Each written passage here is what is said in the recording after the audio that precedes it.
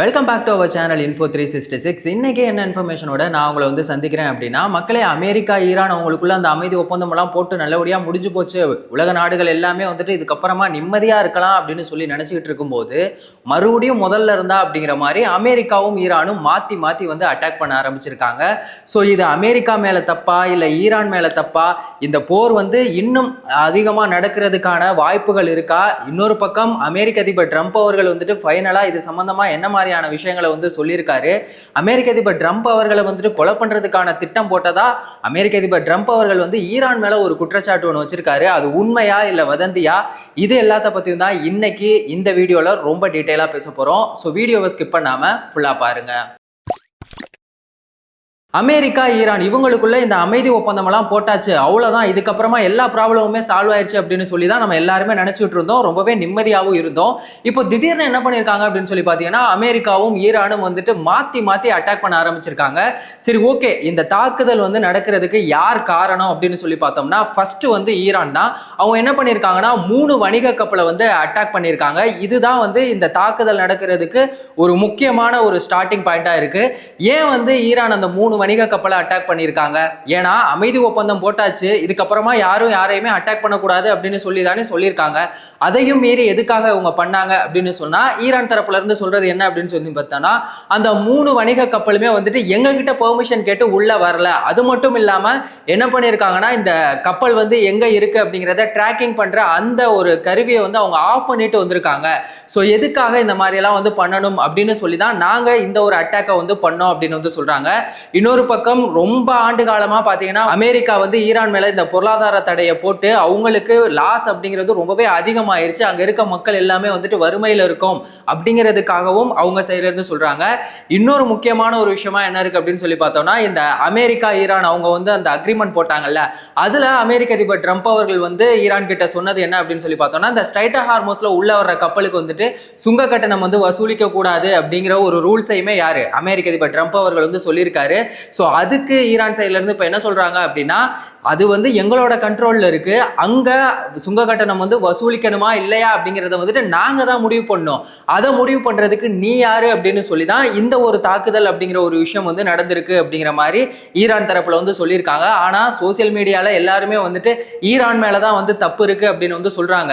ஒருத்தன் தப்பு பண்றானா அவனை விட மோசமானவன் யாரு அப்படின்னா, அந்த தப்பை பண்றதுக்கு தூண்டுறான் பாருங்களேன், அவன் தான் வந்து ரொம்பவே மோசமானவன். அப்படி ஒரு வேலையை தான் யாரு பார்த்திருக்கா அப்படின்னு சொல்லி பார்த்தீங்கன்னா அமெரிக்கா. ஆனா இங்க எல்லாருமே பேசிட்டு இருக்கிறது ஈரான் தான் வந்து இந்த வாரம் வந்து திரும்பவுமே ஸ்டார்ட் பண்ணாங்க அப்படிங்கிற மாதிரியான விஷயங்கள் போயிட்டு இருக்கு. சரி, ஓகே, இந்த 3 வணிக கப்பலை வந்து ஈரான் அட்டாக் பண்ணதுக்கு அப்புறமா பதிலடியா அமெரிக்கா என்ன பண்ணியிருக்காங்கன்னா, ஒரே நாள்ல ஈரானுடைய முக்கியமான நிலையங்கள் எல்லாத்தையும் பார்த்தீங்கன்னா ஒரு 80 இடங்களை டார்கெட் பண்ணி அட்டாக் பண்ணியிருக்காங்க. இதை பார்த்துட்டு ஈரான் சும்மா இருப்பாங்களா? அமெரிக்காவோட கூட்டாளியான குவைத், பஹ்ரைன்ல அமெரிக்காவோட ராணுவ தளங்கள்லாம் இருக்குல்ல, ஸோ அங்க இவங்க என்ன பண்ணியிருக்காங்கன்னா அட்டாக் பண்ணியிருக்காங்க. இதுல இந்த நடந்துகிட்டு இருந்த தாக்குதலுக்கு நடுவுல அமெரிக்க அதிபர் ட்ரம்ப் அவர்கள் வந்து ஈரான் மேல ஒரு குற்றச்சாட்டு வைக்கிறாரு. அது என்ன அப்படின்னு சொல்லி பார்த்தோம்னா, அமெரிக்காவோட ஹெலிகாப்டரான அப்பாச்சியை வந்து ஈரான் சுட்டு வீழ்த்திட்டாங்க அப்படின்னு சொல்லி. அதுக்குமே ஈரான் பதில் சொல்லிட்டாங்க, அதுக்கும் எங்களுக்கும் எந்த சம்பந்தமும் இல்லை, ஸோ எல்லாத்தையுமே வந்துட்டு எங்க பக்கமே சொல்லாதீங்க அப்படின்னு சொல்லி இதுக்கு அவங்க சைட்ல இருந்து மறுப்பு தெரிவிச்சிருக்காங்க. அமெரிக்கா வந்து இதோட விடல, ஈரானோட IRGC அதாவது இஸ்லாமிய புரட்சிகர காவல் படை இருக்காங்கல்ல, அவங்களுடைய ஒரு 60 அதிவேக கப்பலையுமே வந்து அட்டாக் பண்ணியிருக்காங்க. ஈரானோட துறைமுகமான பந்தார் அப்பாஸ் அங்கேயுமே வந்துட்டு 8 வெடி சத்தங்கள் கேட்டதா யாரு ஈரானோட கவர்மெண்டே வந்துட்டு அபிஷியலா சொல்லியிருக்காங்க. இந்த மாதிரியான விஷயங்கள் தான் வந்து மாத்தி மாத்தி அட்டாக் அப்படிங்கிறது நடந்துகிட்டு இருக்கு.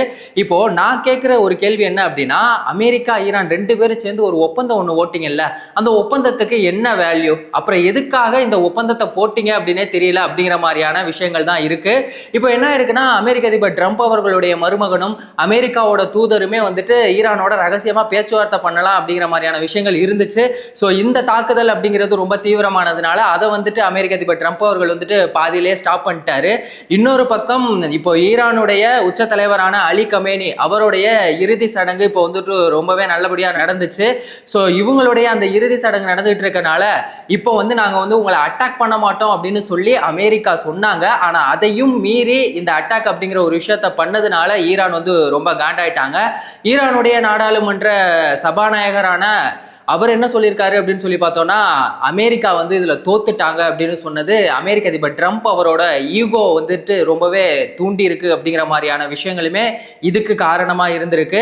இப்போ உச்ச தலைவரான அலி கமேனி இறந்து போயிட்டார்ல, சோ அப்போ புதிய தலைவரா யார் வருவா? மோஜ்தபா கமேனி அவர் தானே வருவாரு. ஆனா இதுல அமெரிக்க அதிபர் ட்ரம்ப் அவர்களுக்கு கொஞ்சம் கூட விருப்பமே இல்லை அப்படின்னு தான் வந்து சொல்லணும். அவர் தலைவரா வந்தார்னா இங்க உலக நாடுகள் வந்துட்டு அமைதியா இருக்காது அப்படின்னு சொல்லி யார் சொல்றா? அமெரிக்க அதிபர் ட்ரம்ப் அவர்கள் சொல்றாரு. இதெல்லாம் உண்மையிலேயே வேடிக்கையா இருக்கு. யாரால இந்த உலக நாடுகள் எல்லாமே வந்துட்டு அமைதியை இழந்து எங்க பார்த்தாலும் வெடி சத்தங்களும் குண்டு சத்தங்களுமா கேட்குது அப்படிங்கிறது மக்களுக்கு வந்துட்டு நல்லாவே தெரியும். அது அமெரிக்க அதிபர் ட்ரம்ப் அவர்களுக்குமே தெரியும். இருந்தாலும் அவர் இந்த மாதிரி தான் வந்துட்டு மாத்தி மாத்தி பேசுவாரு. அதுவுமே நமக்கு நல்லாவே தெரியும். அமெரிக்க அதிபர் ட்ரம்ப் அவர்கள் வந்துட்டு ஒரு சபதம் ஒன்று எடுத்திருக்காரு. ஈரானோட ஏவுகணை தொழிற்சாலைகளை நாங்கள் அடிச்சு காலி பண்ணுவோம், கடற்படையவே வந்துட்டு காணாம ஆக்கிடுவோம் அப்படிங்கிற மாதிரியான வசனங்கள்லாம் வந்துட்டு பயங்கரமா பேசியிருக்காரு. இதுவுமே ஈரானை வந்துட்டு ரொம்பவே ட்ரிகர் பண்ணிருக்கு அப்படிங்கிற மாதிரியான விஷயங்கள் தான் வந்து இருக்கு. இந்த ஒரு தாக்குதல் நடந்ததுக்கு அப்புறமா இஸ்ரேலோட பிரதமரான நெதன்யாகு என்ன பண்ணிட்டாருன்னா, இந்த ராணுவ நிகழ்ச்சி எல்லாத்தையுமே வந்து ஸ்டாப் பண்ணிட்டாரு. அவசர அவசரமா கூட்டம் போட்டு அடுத்து என்ன பண்ண போறோம் அப்படிங்கிற மாதிரியான விஷயங்களை பத்தி பேசியிருக்காங்க. ஒரு பக்கம் அமெரிக்கா வந்து ஈரானை அட்டாக் பண்ணிட்டு இருக்க, இவங்க என்ன பண்றாங்க, திரும்பவும் லெபனான்ல இருக்க ஹெஸ்புல்லாவை வந்துட்டு அட்டாக் பண்றதை நம்ம வந்து இன்னுமே தீவிரப்படுத்தணும் அப்படிங்கிற மாதிரி இவங்க சைட்ல இருந்து பல வேலைகளை வந்து பார்த்துக்கிட்டு இருக்காங்க. இப்போ அமெரிக்க அதிபர் ட்ரம்ப் அவர்கள் வந்துட்டு ஃபைனலா என்ன சொல்லியிருக்காரு அப்படின்னா, நாங்க போட்ட அந்த அக்ரிமெண்ட் வந்து இதுக்கப்புறமா செல்லாது, திரும்பவுமே இந்த தாக்குதல் அப்படிங்கிறது வந்து இதை விட இன்னுமே தீவிரமா இருக்கும் அப்படின்னு வந்து சொல்லியிருக்காரு. ஈரானை அடிச்சு காலி பண்ண போறோம் அப்படிங்கிற மாதிரியான விஷயங்களை வந்து சொல்லியிருக்காரு. அப்போ இதெல்லாம் கேட்டுட்டு ஈரான் சும்மா இருப்பாங்களா? அவங்க மெயினா நம்ம எல்லாரையுமே வச்சு பிளாக்மெயில் பண்ற ஒரு விஷயம் என்ன, இந்த ஸ்ட்ரைட் ஆஃப் ஹார்மோஸை நாங்கள் திரும்பவுமே மூட போறோம் அப்படிங்கிற மாதிரி ஈரான் சைட்ல இருந்து பயங்கரமான வார்னிங்கை கொடுத்துக்கிட்டு இருக்காங்க. சரி, இவங்க ரெண்டு பேருக்குள்ள நடக்கிற போரால பாதிக்கப்பட போறது மக்களாகிய நம்ம தான். திரும்பவும் ஸ்ட்ரைட் ஆஃப் ஹார்மோஸை மூடினாங்கன்னு வைங்களேன், ஒரு 2 மாசத்துக்கு முன்னாடி நம்ம எல்லாருமே எவ்வளவு கஷ்டப்பட்டோமோ அதே ஒரு நிலைமை தான் வந்துட்டு திரும்பவும் நீடிக்க போகுது. ஸோ இது எல்லாமே நடக்கக்கூடாது. திரும்பவும் இவங்க ஏதாவது பேச்சுவார்த்தை பண்ணி இந்த வார் அப்படிங்கிற ஒரு விஷயத்தை வந்து ஸ்டாப் பண்ணாங்கன்னா நல்லா இருக்கும் அப்படிங்கிற மாதிரி தான் இருக்கு. ஜெர்மனி அவங்க சைட்ல இருந்து என்ன சொல்றாங்க அப்படின்னா, ஸ்ட்ரைட் ஆஃப் ஹார்மோஸ்ல ஈரான் வந்து கன்னி வெடிகள் எல்லாம் வந்து பதுக்கி வச்சிருக்காங்க. ஸோ அதெல்லாம் வந்துட்டு ரிமூவ் பண்றதுக்கு எங்களால என்ன ஹெல்ப் பண்ண முடியுமோ அந்த ஹெல்ப் எல்லாத்தையுமே நாங்க பண்றோம் அப்படின்னு வந்து சொல்லியிருக்காங்க. இந்த வார் நடந்ததுக்கு முக்கியமான சில சீக்ரெட்டான விஷயங்கள்லாம் இருக்கு. அதை பத்தி யாருமே வந்துட்டு எந்த ஒரு நியூஸ்லையுமே வந்து சொல்லலை. ஸோ அதை பற்றி நான் உங்களுக்கு கொஞ்சம் சொல்கிறேன். இந்த ஈரான் மேலே அமெரிக்கா அட்டாக் பண்ணுறதுக்கு முன்னாடி என்ன பண்ணியிருக்காங்க அப்படின்னு சொல்லி பார்த்தீங்கன்னா, வெனிசுலா கூட ஒரு அக்ரிமெண்ட் ஒன்று போட்டிருக்காங்க இந்த எண்ணெய் ஒப்பந்தம் ரிலேட்டடாக. எதுக்காக அப்படின்னு சொல்லி பார்த்தோம்னா, இப்போ ஸ்ட்ரைட் ஆஃப் ஹார்மோஸை ஈரான் மூடிட்டு கச்சா எண்ணெயை தரலை அப்படின்னாலும் அமெரிக்காவுக்கு கச்சா எண்ணெய் வேணும் அப்படிங்கிறதுக்காக தான் இப்படி ஒரு ஒப்பந்தத்தை போட்டிருக்காங்க. இஸ்ரேல் அமெரிக்கா ரெண்டு பேருமே வந்துட்டு கூட்டாளியா வெளியில நம்ம எல்லாருக்குமே தெரிஞ்சாலும் அமெரிக்க அதிபர் ட்ரம்ப் அவர்களுக்கு நெதன்யாகு மேல வந்து செம காண்ட்ல இருக்காரு. அதுக்கு முக்கியமான காரணம் என்ன அப்படின்னு சொல்லி பார்த்தோம்னா, இந்த காசா லெபனான்ல அமெரிக்க அதிபர் ட்ரம்ப் அவர்களோட பேச்சை கேட்காம நெதன்யாகு வந்து தொடர்ந்து அட்டாக் பண்ணிட்டு இருக்கிறதுனால இந்த மாதிரியான விஷயங்களுமே வந்து போயிட்டு இருக்கு.